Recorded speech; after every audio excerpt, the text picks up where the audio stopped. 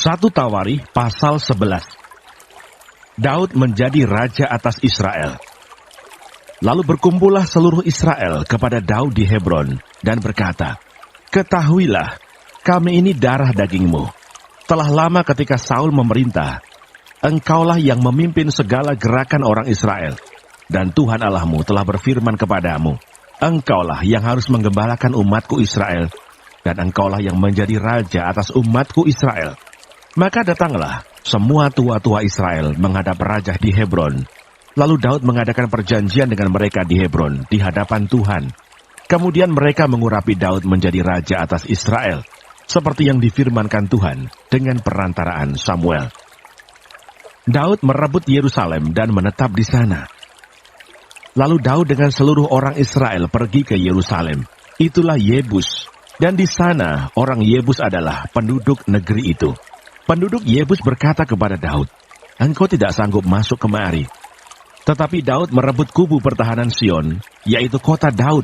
Daud telah berkata, "Siapa lebih dahulu memukul kalah orang Yebus, ia akan menjadi kepala dan pemimpin." Lalu Yoab anak Zeruya yang menyerang lebih dahulu, maka ia menjadi kepala. Lalu Daud menetap di kubu pertahanan itu. Sebab itu orang menamainya kota Daud. Ia memperkuat kota itu sekelilingnya, mulai dari Milo, bahkan sekelilingnya seluruhnya. Sedang Yoab membangun kembali selebihnya dari kota itu. Lalu makin lama, makin besarlah kuasa Daud, sebab Tuhan semesta alam menyertainya. Pahlawan-pahlawan Daud. Inilah kepala-kepala para pahlawan yang mengiringi Daud, yang telah memberi dukungan yang kuat kepadanya, bersama-sama seluruh Israel, dalam mencapai kedudukan raja, dan yang mengangkat dia sebagai raja, seperti yang difirmankan Tuhan mengenai Israel. Inilah daftar para pahlawan yang mengiringi Daud. Yasobam bin Hakmoni, kepala Triwira. Ia mengayunkan tombaknya melawan 300 orang yang tertikam mati dalam satu pertempuran. Dan sesudah dia, Eleasar anak Dodo, orang Ahohi itu, ia termasuk ketiga pahlawan itu. Ia ada bersama-sama Daud di Pasdamim, ketika orang Filistin berkumpul di sana untuk berperang. Ada sebidang tanah ladang, penuh jelai di sana, ketika tentara melarikan diri dari hadapan orang Filistin. Maka berdirilah mereka di tengah-tengah ladang itu. Mereka dapat mempertahankannya dan memukul kalah orang Filistin. Demikianlah diberikan Tuhan kemenangan yang besar.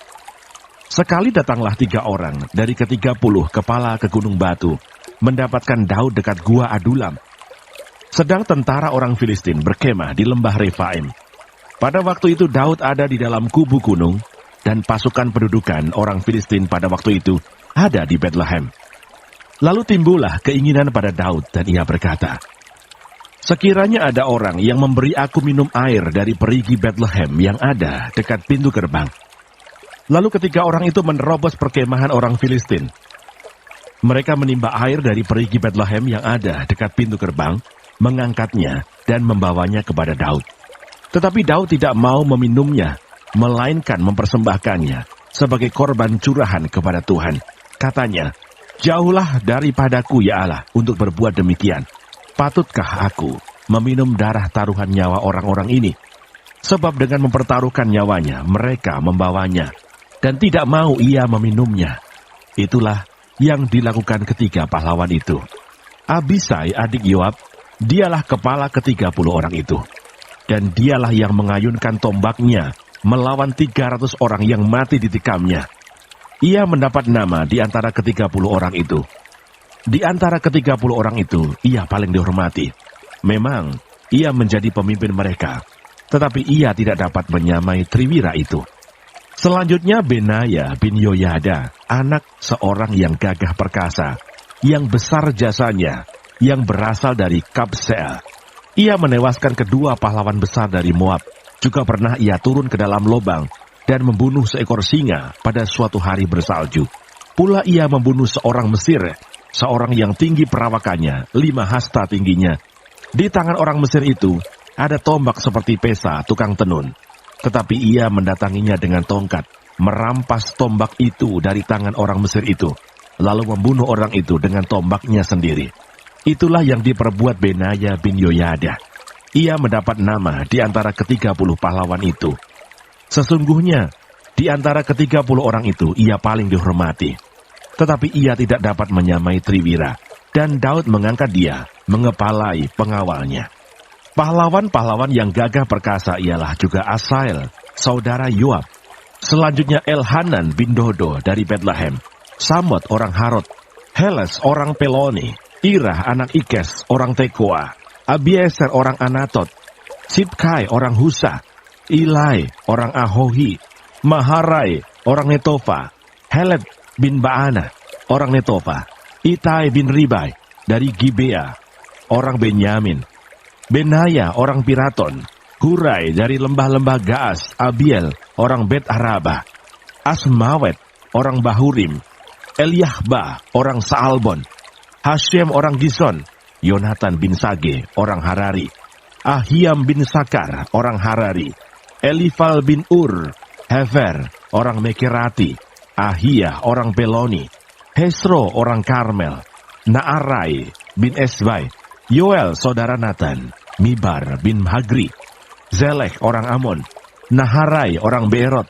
pembawa senjata Yoab, anak Seruya, Ira orang Yetri, Gareb orang Yetri, Uriah orang Het, Sabat bin Ahlai, Adina anak Ziza orang Ruben, kepala orang-orang Ruben, dan beserta dia ada 30 orang.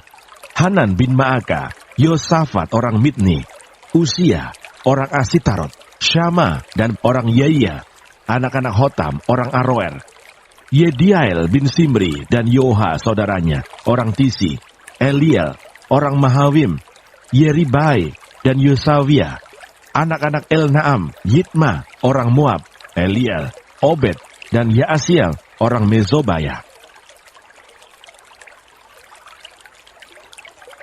1 Tawarikh pasal 12. Pengikut-pengikut Daud di Siklak. Inilah orang-orang yang datang kepada Daud di Siklak selama ia harus menyingkir karena Saul bin Kis. Mereka pun termasuk pahlawan-pahlawan yang membantu dia dalam peperangan. Mereka bersenjatakan panah dan sanggup melontarkan batu dan menembakkan anak-anak panah dari busur dengan tangan kanan atau tangan kiri. Mereka itu dari saudara-saudara sesuku Saul, dari orang Benyamin, Abieser, kepala, dan Yoas, anak-anak Sema'a orang Gibea, Yesiel dan Pelet, anak-anak Asmawet, Beraka dan Yehu, orang Anatot, Yismaya orang Gibeon, seorang pahlawan di antara ke-30 orang itu, yang mengepalai 30 orang. Yeremia, Yehasiel, Yohanan, dan Yosabat orang Gedera, Elusai, Yerimot, Bealia, Semaria, dan Sefaja orang Harufi, Elkana, Yisia, Asarel, Yoeser, dan Yasobam orang-orang Korah, Yoela, Zebaja, anak-anak Yeroham dari Gedor. Juga dari orang Gad ada yang memisahkan diri dan pergi kepada Daud ke kubu di padang gurun, yakni pahlawan-pahlawan yang gagah perkasa, orang-orang yang sanggup berperang, yang pandai menggunakan perisai dan tombak, dan rupa mereka seperti singa, dan cepatnya seperti kijang di atas pegunungan. Ezer, kepala, Obaja, orang kedua, Eliab, orang ketiga, Mismana, orang keempat, Yeremia, orang kelima, Atai, orang keenam, Elia, orang ketujuh, Yohanan, orang kedelapan, Elsabat, orang kesembilan, Yeremia, orang kesepuluh, Magbanai, orang ke-11. Mereka itulah dari Bani Gad, kepala-kepala pasukan. Satu orang yang paling kecil sanggup melawan 100 orang, dan yang paling besar sanggup melawan 1000 orang. Mereka itulah yang menyeberangi sungai Yordan di bulan pertama, sekalipun sungai itu meluap sepanjang tepinya, dan merekalah yang menghalau seluruh penduduk lembah ke sebelah timur dan ke sebelah barat. Sebagian dari Bani Benyamin dan Yehuda datang kepada Daud di kubu itu. Lalu keluarlah Daud menyongsong mereka. Berkatalah ia kepada mereka, "Jika kamu datang kepadaku dengan maksud damai untuk membantu aku, maka aku rela bersekutu dengan kamu. Tetapi jika untuk menyerahkan aku dengan tipu muslihat kepada lawanku, sedang aku tidak melakukan kelaliman, maka biarlah Allah nenek moyang kita melihat itu dan menghukum kamu." Lalu roh menguasai Amasai, kepala ke-30 orang itu. "Kami ini bagimu, hai Daud, dan pada pihakmu, hai anak Isai. Sejahtera, sejahtera bagimu, dan sejahtera bagi penolongmu, sebab yang menolong engkau ialah Allahmu. Kemudian Daud menyambut mereka dan mengangkat mereka menjadi kepala pasukan. Juga dari Manasye, ada yang menyeberang memihak kepada Daud, ketika ia bersama-sama orang Filistin memerangi Saul. Sebenarnya ia tidak menolong mereka, sebab setelah mengambil keputusan raja-raja kota orang Filistin itu, menyuruh dia pergi katanya. Mungkin dengan taruhan kepala kita, ia menyeberang memihak kepada tuannya Saul. Pada perjalanannya ke Siklag, sebagian dari suku Manasye, Adnah, Yosabat, Yediael, Mikael, Yosabat, Elihu, dan Siletai, kepala-kepala pasukan 1000 suku Manasye, menyeberang memihak kepadanya. Mereka ini membantu Daud melawan gerombolan, sebab mereka semua adalah pahlawan-pahlawan yang gagah perkasa dan kepala dalam tentara. Dari hari ke hari orang datang kepada Daud untuk membantu dia, sehingga mereka menjadi tentara yang besar seperti bala tentara Allah. Tentara Daud di Hebron. Inilah jumlah pasukan bersenjata untuk berperang yang datang kepada Daud di Hebron, untuk menyerahkan jabatan raja daripada Saul kepada Daud, sesuai dengan titah Tuhan. Bani Yehuda yang mengangkat perisai dan tombak, ada 6.800 orang yang siap untuk berperang. Dari Bani Simeon, pahlawan-pahlawan yang gagah perkasa untuk berperang, ada 7.100 orang. Dari Bani Levi, ada 4.600 orang, ditambah dengan Yoyada, pemimpin kaum Harun, dan bersama-sama dia ada 3.700 orang. Selanjutnya Zadok, seorang pahlawan muda yang gagah perkasa, dengan 22 orang pemimpin dari puaknya. Dari Bani Benyamin, saudara-saudara sesuku Saul, ada 3.000 orang. Sampai pada waktu kebanyakan dari mereka masih tetap patuh kepada keluarga Saul. Dari Bani Efraim, 20.800 orang pahlawan yang gagah perkasa, orang-orang yang kenamaan di antara puak-puak mereka. Dari suku Manasye, suku yang setengah itu, ada 18.000 orang yang ditunjuk dengan disebut namanya untuk pergi mengangkat Daud menjadi raja. Dari Bani Isakar, orang-orang yang mempunyai pengertian tentang saat-saat yang baik, sehingga mereka mengetahui apa yang harus diperbuat orang Israel. 200 orang kepala dengan segala saudara sesukunya yang dibawa perintah mereka. Dari Sebulon, orang-orang yang sanggup berperang, yang pandai berperang dengan berbagai-bagai senjata, 50.000 orang yang siap memberi bantuan dengan tidak bercabang hati. Dari Naftali 1.000 orang pemimpin, dan bersama-sama mereka 37.000 orang yang membawa perisai dan tombak. Dari orang Dan, orang-orang yang siap untuk berperang, 28.600 orang. Dari Asher, orang-orang yang sanggup dan pandai untuk berperang, 40.000 orang.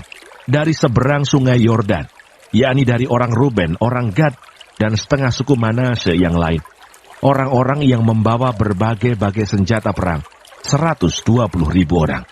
Sekaliannya itu, prajurit-prajurit, orang-orang dalam barisan tempur, datang ke Hebron dengan tulus hati, untuk mengangkat Daud menjadi raja atas seluruh Israel. Memang juga seluruh orang Israel yang lain dengan bulat hati, hendak mengangkat Daud menjadi raja. Mereka tinggal di sana bersama-sama Daud 3 hari lamanya, makan dan minum, sebab saudara-saudara mereka menyajikan makanan bagi mereka. Juga orang-orang yang tinggal dekat mereka, bahkan dari Isakar, Sebulon, dan Naftali, membawa makanan dengan memakai keledai, untai, bagal, dan lembu, yakni bahan makanan tepung, kue ara dan kue kismis, anggur dan minyak, lembu sapi dan kambing domba, dalam jumlah besar, sebab ada sukacita di Israel.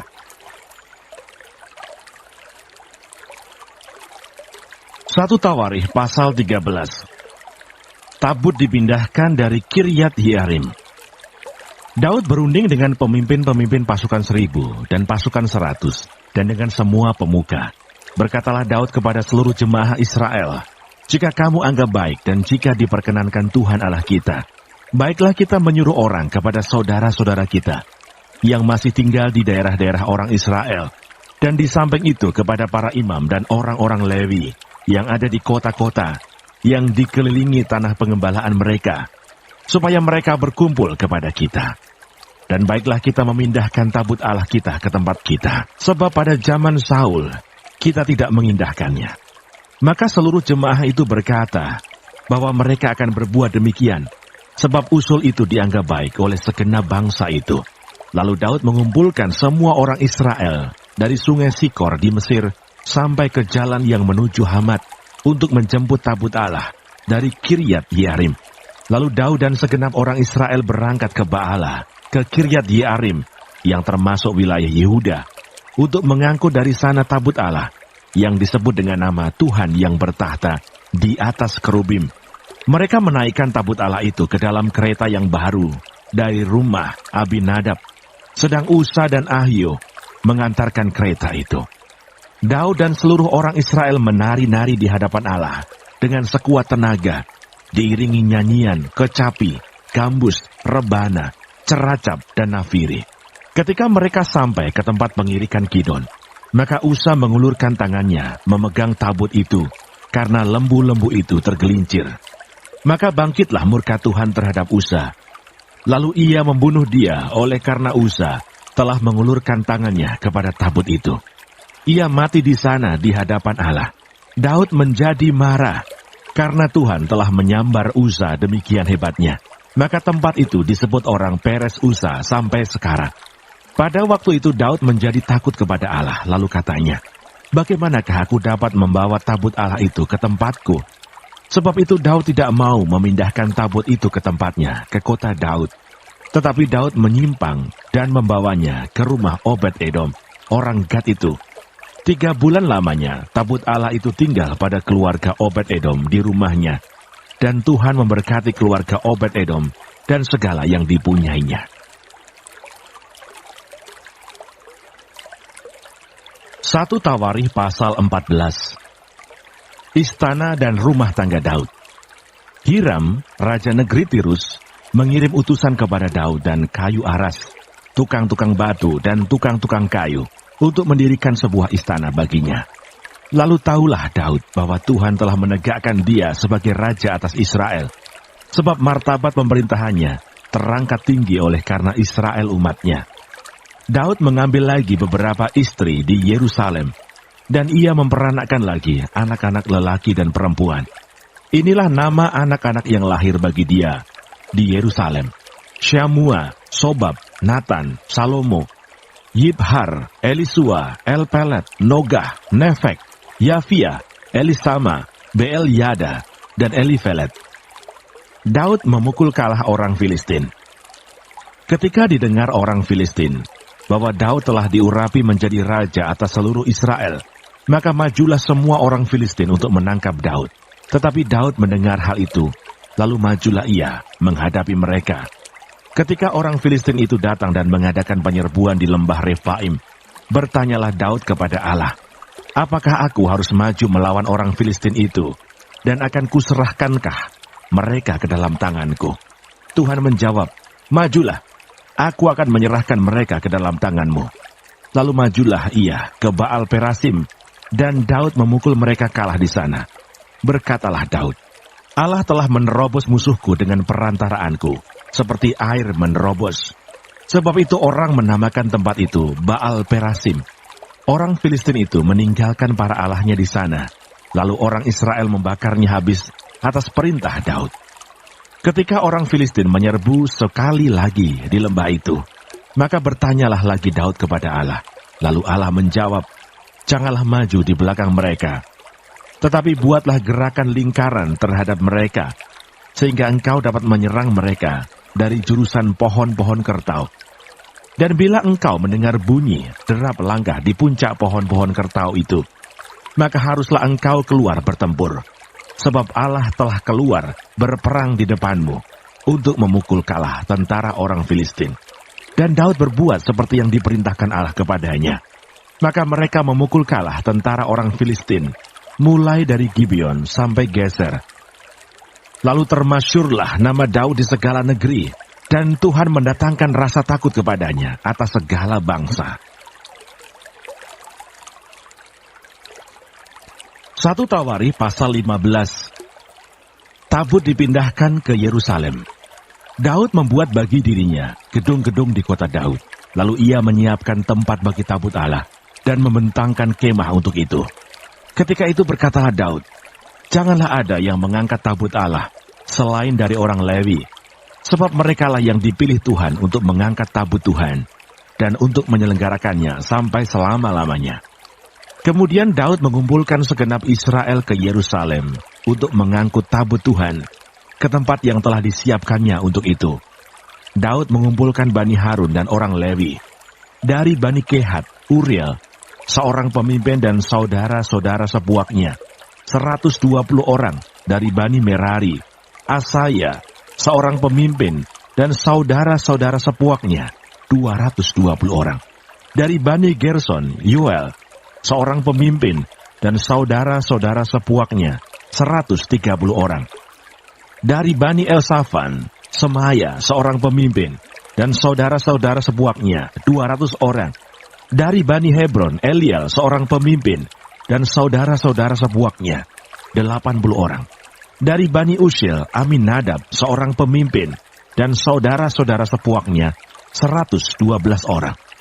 Lalu Daud memanggil Sadok dan Abiatar, imam-imam itu, dan orang-orang Lewi, yakni Uriel, Asaya, Yoel, Semaya, Elia, dan Aminadab, dan berkata kepada mereka, "Hai kamu ini, para kepala puak dari orang Lewi, kuduskanlah dirimu, kamu ini dan saudara-saudara sepuakmu, supaya kamu mengangkut tabut Tuhan Allah Israel ke tempat yang telah kusiapkan untuk itu.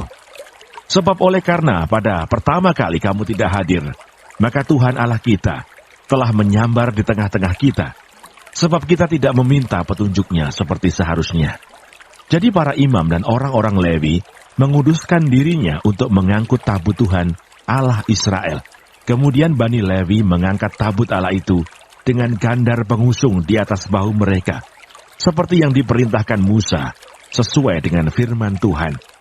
Daud memerintahkan para kepala orang Lewi itu, supaya mereka menyuruh berdiri saudara-saudara sepuak mereka, yakni para penyanyi, dengan membawa alat-alat musik seperti gambus, kecapi, dan ceracap, untuk memperdengarkan dengan nyaring lagu-lagu gembira. Maka orang Lewi itu menyuruh berdiri Heman bin Yoel, dan dari saudara-saudara sepuaknya, Asaf bin Berechiah. Dari Bani Merari, saudara-saudara sepuak mereka, Etan bin Kusaya. Dan bersama-sama mereka itu, saudara-saudara mereka dari tingkat kedua, Zakaria, Yaasiel, Semiramot, Yehiel, Uni, Eliab, Benaya, Maaseya, Matica, Elivele, Mikneya, dan Obed-Edom, serta Yehiel, para penunggu pintu gerbang. Para penyanyi, yakni Heman, Asaf, dan Etan, harus memperdengarkan lagu dengan ceracap tembaga. Zakaria, Asiel, Semiramot, Yehiel, Uni, Eliab, Maaseya, Benaya, harus memainkan gambus yang tinggi nadanya. Sedang Matica, Elivele, Mikneya, Obed-Edom, Yehiel, dan Asazia harus memainkan kecapi yang 8 nada lebih rendah tingkatnya untuk mengiringi nyanyian. Kenanya, pemimpin orang Lewi, mendapat tugas pengangkutan. Ia mengepalai pengangkutan, sebab ia paham dalam hal itu. Berekia dan Elkana adalah penunggu pintu pada tabut, dan Sebanya, Yosafat, Netaneel, Amasai, Zakaria, Benaya, dan Eliezer, yakni imam-imam itu, meniup nafiri di hadapan tabut Allah. Sedang Obed, Edom, dan Yehia adalah penunggu pintu pada tabut itu. Maka Daud dan para tua-tua Israel dan para pemimpin pasukan 1000 pergi untuk mengangkut tabut perjanjian Tuhan itu dari rumah Obed-Edom dengan sukacita.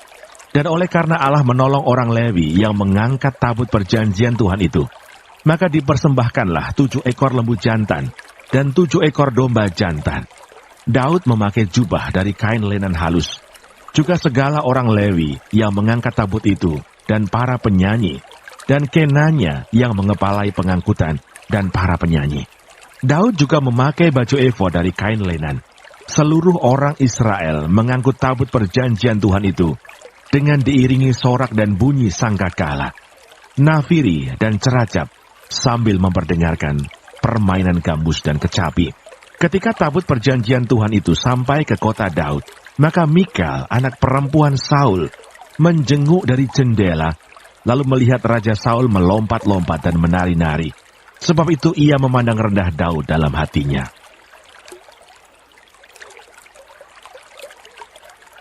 Satu Tawarikh pasal 16. Tabut Allah itu dibawa masuk, lalu diletakkan di tengah-tengah kemah yang dipasang Daud untuk itu. Kemudian mereka mempersembahkan korban bakaran dan korban keselamatan di hadapan Allah. Setelah Daud selesai mempersembahkan korban bakaran dan korban keselamatan, diberkatinyalah bangsa itu demi nama Tuhan. Lalu dibagikannya kepada setiap orang Israel, baik laki-laki maupun perempuan, kepada masing-masing sekeping roti, sekerat daging, dan sepotong kue kismis. Juga diangkatnya dari orang Lewi itu beberapa orang sebagai pelayan di hadapan tabut Tuhan untuk memasyurkan Tuhan, Allah Israel, dan menyanyikan syukur dan puji-pujian baginya. Kepala ialah Asaf, dan sebagai orang kedua ialah Zakaria, lalu Yeiel, Semiramot, Yehiel, Matica, Eliab, Benaya, Obed-Edom, dan Yeiel yang harus memainkan gambus dan kecapi. Sedang Asaf harus memainkan ceracap, dan Benaya, serta Yahasiel, imam-imam itu, selalu harus meniup nafiri di hadapan tabut perjanjian Allah itu. Nyanyian puji-pujian Daud. Kemudian pada hari itu juga, maka Daud untuk pertama kali menyuruh Asaf dan saudara-saudara sepuaknya menyanyikan syukur bagi Tuhan. Bersyukurlah kepada Tuhan, panggillah namanya, perkenankanlah perbuatannya di antara bangsa-bangsa. Bernyanyilah baginya, bermazmurlah baginya, percakapkanlah segala perbuatannya yang ajaib, bermegahlah di dalam namanya yang kudus. Biarlah bersuka hati orang-orang yang mencari Tuhan. Carilah Tuhan dan kekuatannya, carilah wajahnya selalu. Ingatlah perbuatan-perbuatan ajaib yang dilakukannya, mukjizat-mukjizatnya dan penghukuman-penghukuman yang diucapkannya. Hai anak cucu Israel hambanya, hai anak-anak Yakub, orang-orang pilihannya, dialah Tuhan Allah kita. Di seluruh bumi berlaku penghukumannya. Ia ingat untuk selama-lamanya akan perjanjiannya, akan firman yang diperintahkannya kepada 1000 angkatan, yang diikatnya dengan Abraham, dan akan sumpahnya kepada Ishak. Diadakannya bagi Yakub menjadi ketetapan, bagi Israel menjadi perjanjian kekal. Firman-Nya, kepadamu akan kuberi tanah Kanaan sebagai milik pusaka yang ditentukan bagimu. Ketika jumlah mereka tidak seberapa, sedikit saja, dan mereka orang-orang asing di sana, dan mengembara dari bangsa yang satu ke bangsa yang lain, dan dari kerajaan yang satu ke suku bangsa yang lain, ia tidak membiarkan siapapun memeras mereka. Dihukumnya raja-raja oleh karena mereka. Jangan mengusik orang-orang yang kuurapi, dan jangan berbuat jahat terhadap nabi-nabiku. Bernyanyilah bagi Tuhan, hai segenap bumi. Kabarkanlah keselamatan yang daripadanya, dari hari ke hari. Ceritakanlah kemuliaannya di antara bangsa-bangsa, dan perbuatan-perbuatannya yang ajaib di antara segala suku bangsa. Sebab besar Tuhan dan terpuji sangat, dan lebih dahsyat ia daripada segala Allah. Sebab segala Allah bangsa-bangsa adalah berhala, tetapi Tuhanlah yang menjadikan langit. Keagungan dan semarak ada di hadapannya. Kekuatan dan sukacita ada di tempatnya. Kepada Tuhan, hai suku-suku bangsa, kepada Tuhan sajalah kemuliaan dan kekuatan. Berilah kepada Tuhan kemuliaan namanya. Bawalah persembahan dan masuklah menghadap Dia.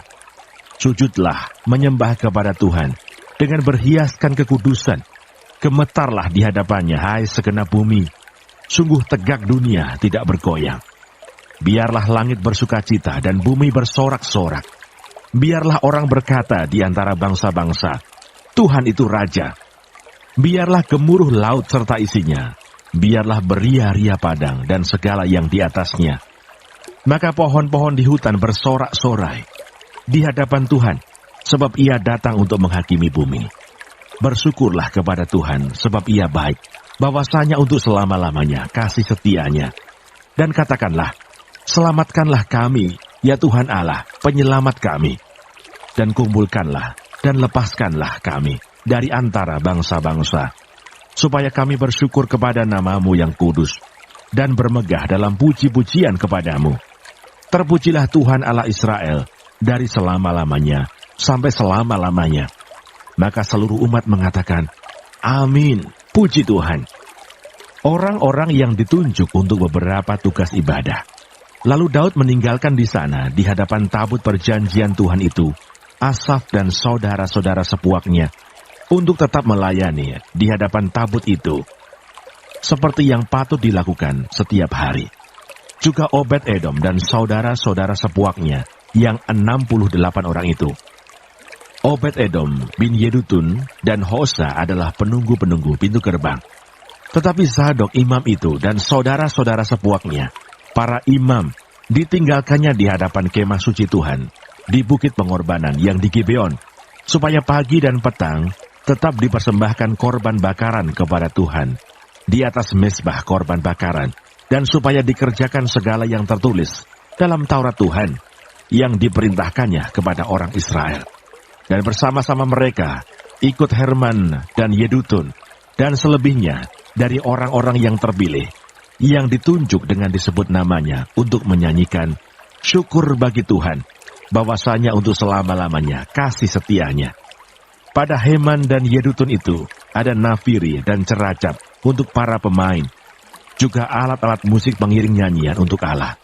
Dan anak-anak Yedutun harus menjaga pintu gerbang. Sesudah itu pergilah seluruh bangsa itu masing-masing ke rumahnya, dan Daud pulang untuk memberi salam kepada seisi rumahnya.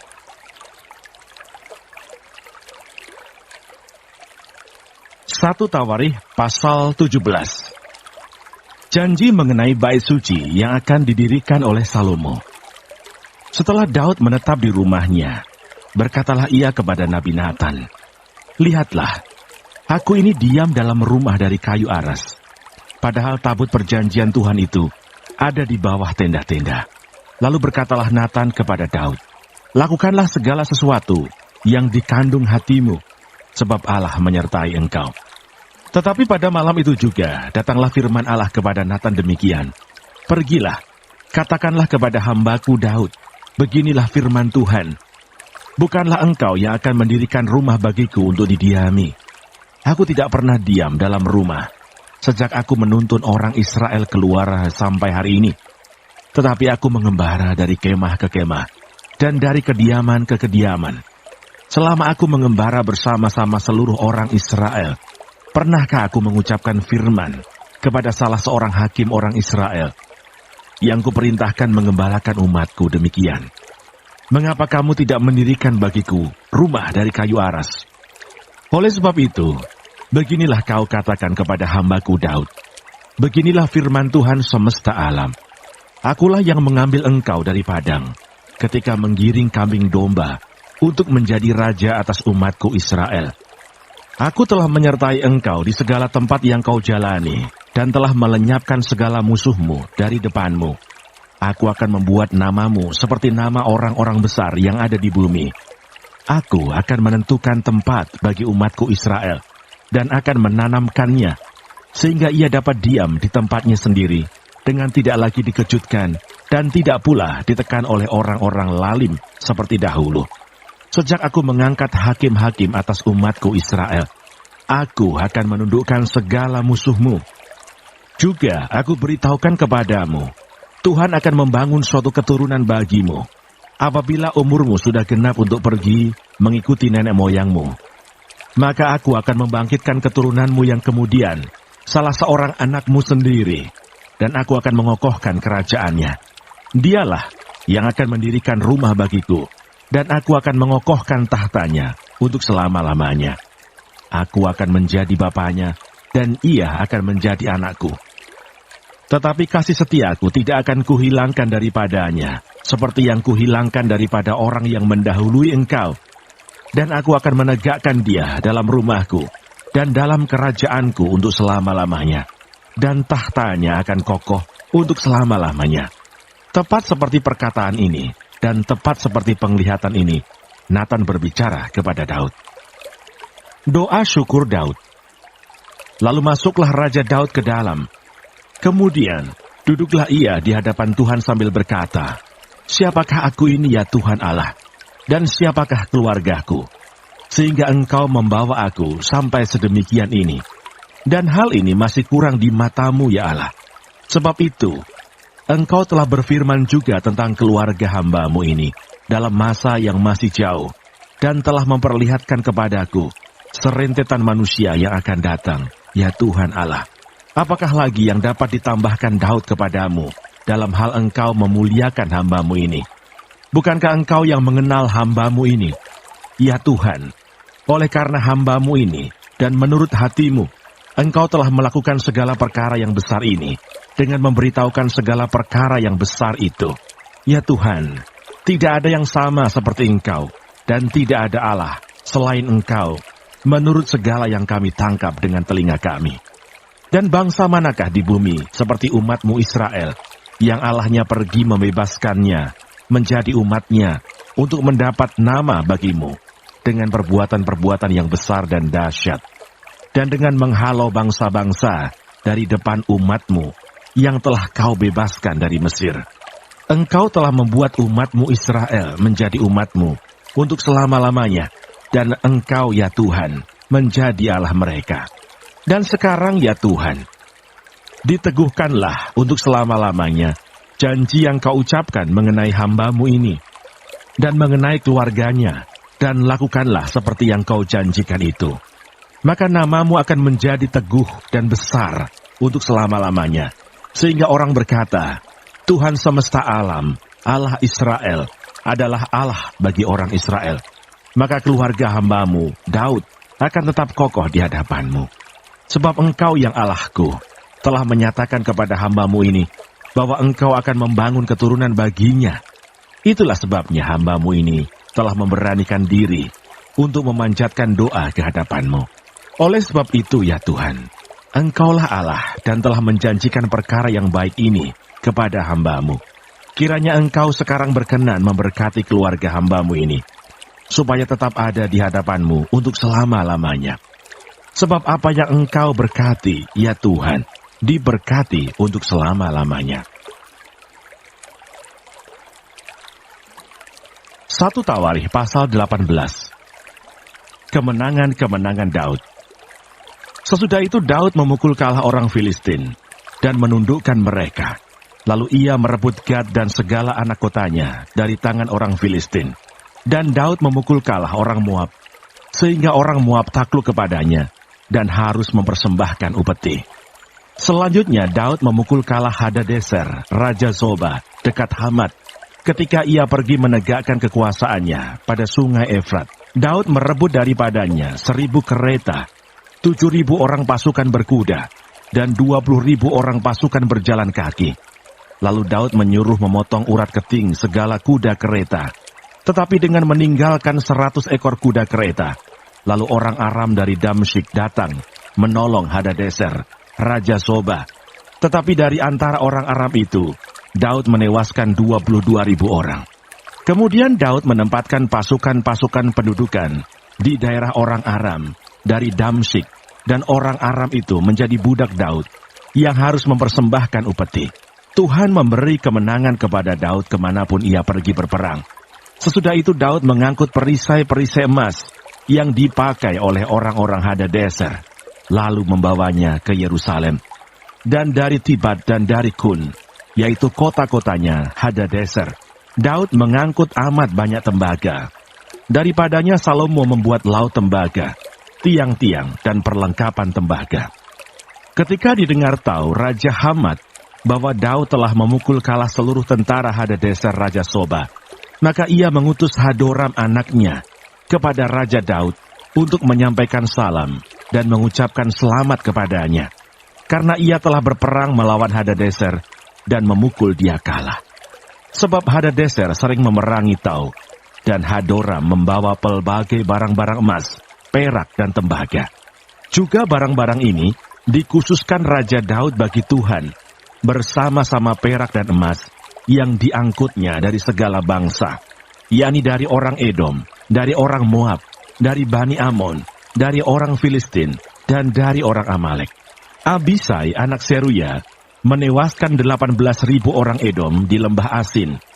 Lalu ia menempatkan pasukan-pasukan pendudukan di Edom, sehingga seluruh Edom diperbudak oleh Daud. Tuhan memberi kemenangan kepada Daud kemanapun ia pergi berperang. Pegawai-pegawai Daud. Demikianlah Daud telah memerintah atas seluruh Israel dan menegakkan keadilan dan kebenaran bagi seluruh bangsanya. Yoab anak Seruya menjadi panglima, Yosafat bin Ahilud menjadi bendahara, Sadok bin Ahitub dan Ahimelek bin Abiatar menjadi imam, Sausa menjadi panitera, Benaya bin Yoyada menjadi panglima orang Kreti dan orang Pleti, dan anak-anak Daud adalah orang-orang utama yang diperbantukan kepada raja. 1 Tawarikh pasal 19. Daud berperang melawan Bani Amon dan orang Aram. Sesudah itu matilah Nahas, raja Bani Amon. Lalu anaknya menjadi raja menggantikan dia. Lalu berkatalah Daud, "Aku akan menunjukkan persahabatan kepada Hanun bin Nahas, sebab ayahnya telah menunjukkan persahabatan kepadaku." Sebab itu Daud mengirim utusan untuk menyampaikan pesan turut berduka cita kepadanya karena kematian ayahnya.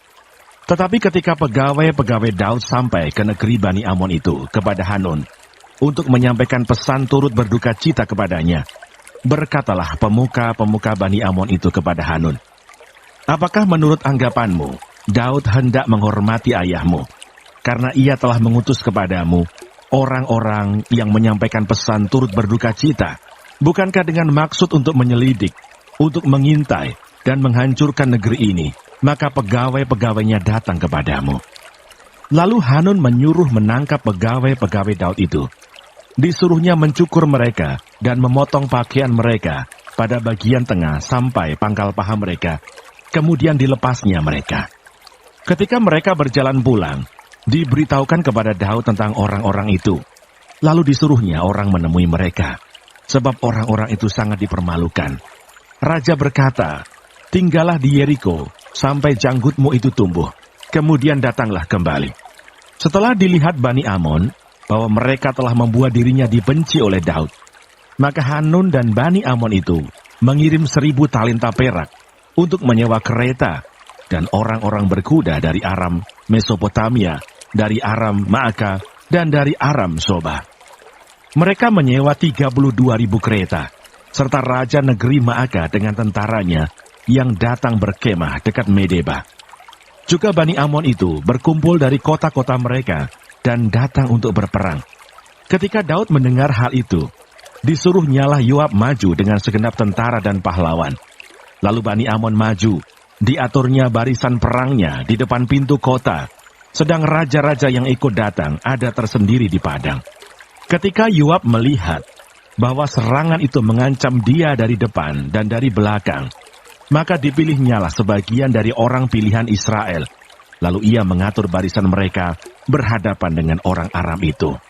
Selebihnya dari rakyat itu ditempatkannya di bawah pimpinan Abisai adiknya, dan mereka mengatur barisannya berhadapan dengan Bani Amon itu. Lalu berkatalah Yoab, "Jika orang Aram itu lebih kuat daripadaku, maka haruslah engkau menolong aku. Tetapi jika Bani Amon itu lebih kuat daripadamu, maka aku akan menolong engkau. Kuatkanlah hatimu, dan marilah kita menguatkan hati untuk bangsa kita, dan untuk kota-kota Allah kita. Tuhan kiranya melakukan yang baik di matanya." Lalu Yoab dan tentara yang bersama-sama dengan dia maju menghadapi orang Aram itu untuk berperang, dan orang-orang itu melarikan diri dari hadapannya. Ketika Bani Amon melihat bahwa orang Aram sudah melarikan diri, maka mereka pun larilah dari hadapan Abisai adik Yoab dan masuk ke dalam kota. Sesudah itu Yoab pulang ke Yerusalem. Ketika orang Aram melihat bahwa mereka telah terpukul kalah oleh orang Israel, maka mereka mengirim utusan-utusan dan menyuruh orang Aram yang di seberang sungai Efrat maju berperang di bawah pimpinan Sofa, panglima tentara Hadadeser. Setelah hal itu diberitahukan kepada Daud, maka dikumpulkannya seluruh orang Israel, diseberanginya sungai Yordan, lalu sampai ke dekat mereka, dan diaturnya barisannya melawan mereka. Ketika Daud mengatur barisannya berhadapan dengan orang Aram itu untuk berperang, maka mereka bertempur melawan dia. Tetapi orang Aram itu lari dari hadapan orang Israel, dan Daud membunuh dari orang Aram itu 7.000 ekor kuda kereta dan 40.000 orang pasukan berjalan kaki. Juga Sofah, panglima tentara itu, dibunuhnya. Ketika dilihat orang-orang yang takluk kepada Hadadezer bahwa mereka telah terpukul kalah oleh orang Israel, maka mereka mengadakan perdamaian dengan Daud dan takluk kepadanya. Sesudah itu orang Aram tidak mau lagi memberi pertolongan kepada Bani Amon. 1 Tawarikh pasal 20. Perang melawan Bani Amon berakhir. Pada pergantian tahun, pada waktu raja-raja biasanya maju berperang, maka Yoab membawa keluar bala tentaranya. Lalu ia memusnahkan negeri Bani Amon. Kemudian ia maju dan mengepung kota Raba. Sedang Daud sendiri tinggal di Yerusalem. Yoab memukul kalah Raba dan meruntuhkannya. Sesudah itu Daud mengambil mahkota dari kepala raja mereka. Beratnya ternyata setalenta emas, bertahtakan sebuah batu permata yang mahal. Dan itu dikenakan pada kepala Daud. Juga diangkutnya banyak sekali jarahan dari kota itu. Penduduk kota itu diangkutnya dan dipaksanya bekerja dengan gergaji, penggerek besi dan kapak. Demikianlah juga diperlakukan Daud sebagai kota Bani Amon. Sesudah itu pulanglah Daud dengan seluruh tentara ke Yerusalem. Peperangan melawan orang Filistin. Sesudah itu timbullah pertempuran melawan orang Filistin di Geser. Pada waktu itu, Sibkai orang Husa memukul kalah Sipai, seorang dari keturunan raksasa, dan mereka ditundukkan. Maka terjadilah lagi pertempuran melawan orang Filistin. Lalu Elhanan bin Yair menewaskan Lahmi, saudara Goliat, orang Gad itu, yang gagang tombaknya seperti pisah, tukang tenun. Lalu terjadi lagi pertempuran di Gad, dan di sana ada seorang yang tinggi perawakannya, yang tangannya dan kakinya masing-masing berjari 6, 24 seluruhnya. Juga orang ini termasuk keturunan raksasa. Ia mengolok-olok orang Israel. Maka Yonatan anak Simea, kakak Daud, menewaskannya. Orang-orang ini termasuk keturunan raksasa di Gad. Mereka tewas oleh tangan Daud dan oleh tangan orang-orangnya. 1 Tawarikh pasal 21. Pendaftaran dan hukuman. Iblis bangkit melawan orang Israel, dan ia membujuk Daud untuk menghitung orang Israel. Lalu berkatalah Daud kepada Yoab dan kepada para pemuka rakyat, "Pergilah, hitunglah orang Israel dari Berseba sampai Dan bawalah hasilnya kepadaku, supaya aku tahu jumlah mereka." Lalu berkatalah Yoab, "Kiranya Tuhan menambahi rakyatnya 100 kali lipat daripada yang ada sekarang. Ya Tuanku Raja, bukankah mereka sekalian hamba-hamba Tuanku? Mengapa Tuanku menuntut hal ini? Mengapa orang Israel harus menanggung kesalahan oleh karena hal itu?" Namun titah raja itu terpaksa diikuti oleh Yoab. Maka pergilah Yoab menjelajahi seluruh Israel, kemudian kembali ke Yerusalem. Lalu Yoab memberitahukan kepada Daud hasil pendaftaran rakyat. Di antara seluruh orang Israel, ada 1.100.000 orang yang dapat memegang pedang. Dan orang Yehuda ada 470.000 orang yang dapat memegang pedang. Orang Lewi dan Benyamin tidak dimasukkannya dalam pendaftaran, sebab titah raja itu dianggap keji oleh Yoab. Tetapi hal itu jahat di mata Allah, sebab itu dihajarnya orang Israel. Lalu berkatalah Daud kepada Allah, "Aku telah sangat berdosa karena melakukan hal ini. Maka sekarang jauhkanlah kiranya kesalahan hambamu, sebab perbuatanku itu sangat bodoh." Tetapi berfirmanlah Tuhan kepada Gad, pelihat Daud, "Pergilah, katakanlah kepada Daud, beginilah firman Tuhan, 3 perkara kuhadapkan kepadamu. Pilihlah salah satu daripadanya, maka aku akan melakukannya kepadamu." Kemudian datanglah Gad kepada Daud, lalu berkatalah ia kepadanya, "Beginilah firman Tuhan, haruslah engkau memilih 3 tahun kelaparan atau 3 bulan lamanya melarikan diri dari hadapan lawanmu, sedang pedang musuhmu menyusul engkau, atau 3 hari pedang Tuhan, yakni penyakit sampar ada di negeri ini, dan malaikat Tuhan mendatangkan kemusnahan di seluruh daerah orang Israel, maka sekarang timbanglah jawab apa yang harus kusampaikan kepada yang mengutus aku. Lalu berkatalah Daud kepada Gad, sangat susah hatiku. Biarlah kiranya aku jatuh ke dalam tangan Tuhan, sebab sangat besar kasih sayangnya. Tetapi janganlah aku jatuh ke dalam tangan manusia. Jadi Tuhan mendatangkan penyakit sampar kepada orang Israel, maka tewaslah dari orang Israel 70.000 orang. Pula Allah mengutus malaikat ke Yerusalem untuk memusnahkannya, dan ketika hendak dimusnahkannya, maka Tuhan melihatnya, lalu menyesallah ia karena malapetaka yang hendak didatangkannya itu. Lalu berfirmanlah ia kepada malaikat pemusnah itu, cukup, turunkanlah sekarang tanganmu itu. Pada waktu itu malaikat Tuhan itu sedang berdiri dekat tempat pengirikan Ornan, orang Yebus. Ketika Daud mengangkat mukanya, maka dilihatnyalah malaikat Tuhan berdiri di antara bumi dan langit, dengan di tangannya pedang terhunus yang diacungkan ke atas Yerusalem. Lalu dengan berpakaian kain kabung, sujudlah Daud dan para tua-tua, dan berkatalah Daud kepada Allah, bukankah aku ini yang menyuruh menghitung rakyat, dan aku sendirilah yang telah berdosa dan yang melakukan kejahatan. Tetapi domba-domba ini, apakah yang dilakukan mereka? Ya Tuhan Allahku, biarlah kiranya tanganmu menimpa aku dan kaum keluargaku. Tetapi janganlah tulah menimpa umatmu. Mezbah didirikan dekat Yerusalem, tulah berhenti. Kemudian malaikat Tuhan menyuruh Gad mengatakan kepada Daud, bahwa Daud harus pergi untuk mendirikan mezbah bagi Tuhan di tempat pengirikan Ornan orang Yebus itu. Lalu pergilah Daud sesuai dengan perkataan Gad yang diucapkannya demi nama Tuhan. Ornan sedang mengirik gandum. Ketika ia memalingkan diri, dilihatnyalah malaikat itu. Keempat anaknya yang bersama-sama dengan dia menyembunyikan diri. Ketika Daud sampai kepada Ornan, maka Ornan mengangkat mukanya dan melihat Daud. Lalu keluarlah ia dari tempat mengirikan. Kemudian sujudlah ia kepada Daud dengan mukanya ke tanah. Berkatalah Daud kepada Ornan, berikanlah kepadaku tempat mengirikan ini, supaya aku mendirikan di sini mezbah bagi Tuhan. Baiklah berikan itu kepadaku dengan harga penuh, supaya tulah ini berhenti menimpa rakyat. Jawab Ornan kepada Daud, ambillah, dan baiklah tuanku raja melakukan apa yang dipandangnya baik. Lihatlah, aku berikan lembu ini untuk korban bakaran, dan eretan-eretan pengirik ini untuk kayu bakar, dan gandum untuk korban sajian. Semuanya itu kuberikan.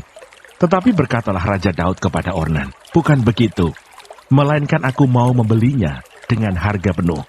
Sebab aku tidak mau mengambil milikmu untuk Tuhan, dan tidak mau mempersembahkan korban bakaran dengan tidak membayar apa-apa. Maka Daud memberikan kepada Ornan sebagai bayaran tempat itu emas seberat 600 shikal.